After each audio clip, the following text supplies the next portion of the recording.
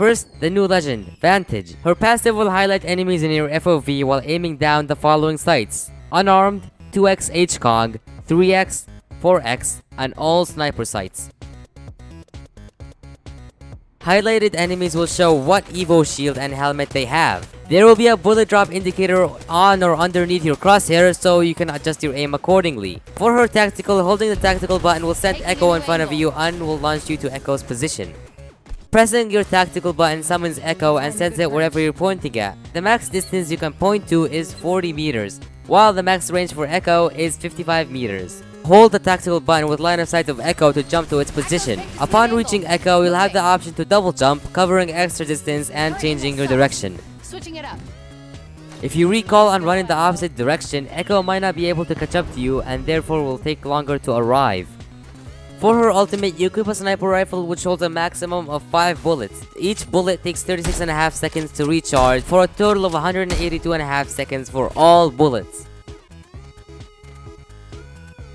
The sniper has a non-digital 3 to 8x scope. It does 75 headshot damage and 50 body or leg shot damage. Hitting an enemy with the sniper tags them, which deals bonus damage if hit by you or your squad. Hitting a marked target with a sniper again will double the sniper's damage. There are now 3 tiers of level 500, which makes it no longer the highest level. The entry cost of all ranks has been increased by 5 RP. It says the entry cost for all ranks has been increased by 5, but in-game it's actually 5 less than last season, so I'm not sure where they're coming from here. Unless it's a typo, which, considering the amount of other typos in the patch notes, I wouldn't be surprised if this were a typo as well. The entry cost has been actually decreased by 5, not increased. A new attachment replacing the barrel stabilizers in all SMGs has been added, the laser sight. It reduces hipfire spread, however ADS spread remains unaffected. For this change, the base hipfire spread for all SMGs and assault rifles has been increased. The G7 Scout and Volt have been moved to ground loot and replaced with the Bocek and Rampage. The Wingman and Car SMG have been moved out of the Replicator and replaced with the Devotion and RE45 plus the Hammer Point. The Skull Piercer and Double Tap Trigger Hop-Ups are back and have replaced Tempo, Shattercaps, and Dual Loader. The Wingman now uses Sniper Ammo and Mags. The Skull Piercer can be used on the Wingman, 30-30, and the Longbow. The Double Tap can be used on the EVA 8 and G7 Scout like it always has. The EVA 8 now has a slot for the standard stock. It also has improved recoil, increased damage from 6 to 7 per pellet, and 1 less pellet for a total of 56 damage, up from 54. Additionally, the EVA 8 has increased fire rate with the blue and purple bolts. The blue bolt increases fire rate by 20%, up from 15%, and the purple bolt from 20% to 30%, only on the EVA 8.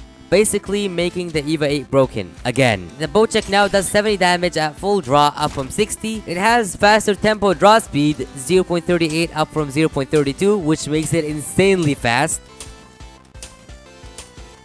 Shadowcap's pellet damage increased to 12, up from 11, for a total damage of 84, up from 77. As a result of the Bocek moving to the care package, you can no longer collect fire arrows, and arrows obviously have been removed from ground loot. The Rampage damage is increased to 28, up from 26, and comes stock with a thermite grenade. Volt SMG damage has been reduced to 15, down from 17. The Car SMG no longer takes barrel attachments. The G7 Scout damage has been reduced to 34, down from 36. The headshot multiplier has been reduced to 1.75, down from 2 times, which means it now does 60 damage for a headshot, down from 72. The L-Star now has increased projectile speed, and the base mag has been increased to 24 bullets, up from 20. The L-Star no longer flashes red when hitting unarmored targets. The RE45 finally has usable iron sights, with the FOV and strafe speed increased to match other pistols. The max sniper ammo stack has been increased to 28, up from 24. The 30-30 repeater now comes stock with a dual loader hop-up. Mastiff projectile spread growth has been reduced, and the base fire rate reduced to 1.1, down from 1.2. The Mastiff no longer comes stock with a dual loader hop-up. The Sentinel now comes stock with tempo, and the Spitfire now uses light ammo instead of heavy ammo.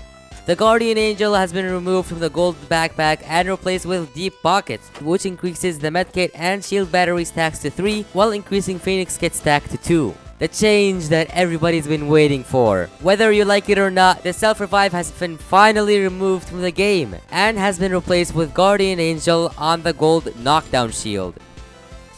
The Arc Star stick damage has been reduced to 10, down from 40. It also no longer slows the enemy's aim when stuck, but the slow still remains on detonation, which also had its damage increased to 75 up from 70. Blue loot can now spawn in explosive holds, and gold mags now have reduced spawn rate. Valkyrie's jet acceleration has been reduced by 8%, fuel consumption increased by 33%, and aerial speed has been decreased by a whole 20% when affected by slowing debuffs, such as getting shot, caustic gas, and Arc Star slowing effects, etc, etc. As for the Missiles War, your aim is no longer slowed while using it. However, your movement is slowed for longer, 2.5 seconds down from 2 seconds. The explosion radius has been reduced by a whole 28.5%. Her ultimate's max altitude has been decreased by a whole 25%, but the launch time has been reduced to 5 seconds, up from 5.5. Combined with the altitude reduction, however, the launch speed is slightly slower. Horizon's Black Hole now takes 50% more damage from grenades, and it's now susceptible to friendly fire, meaning you can no longer use your Black Hole and throw a ton of grenades at it. Rest in peace. Oh, and also your teammates can also destroy it.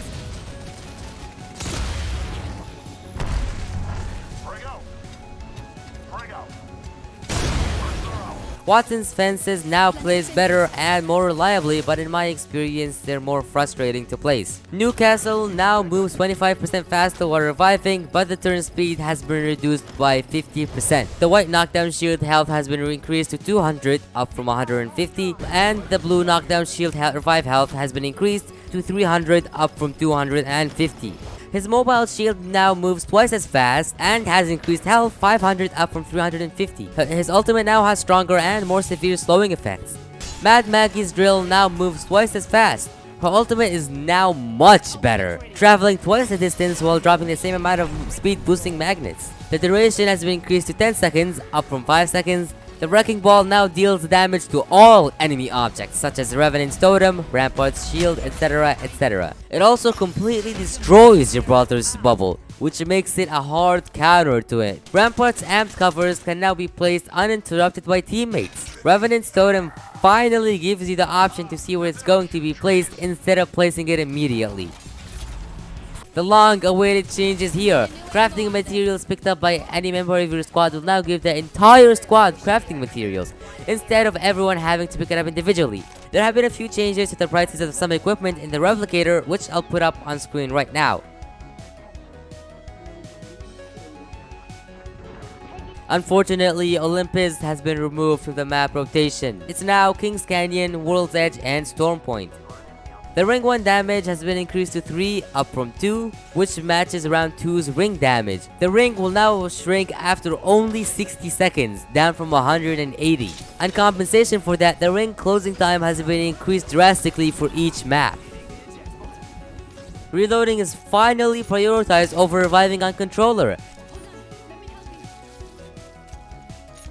There have been a lot of bug fixes, so I'll mention the most notable ones. Fix the bug where you sometimes couldn't destroy caustic traps or octane jump pads. Crypto's ultimate now destroys Watson's pylon. Fix the bug where Wraith would still take ring damage while phasing. Fix the bug where you couldn't ADS on the Mastiff and 30-30 repeater until a reload animation finishes. Although when I was testing it, the bug was still there for the Mastiff, so I don't know what they fixed. Fix the bug where you would spawn outside the dropship. I'm sure you've seen it at least once.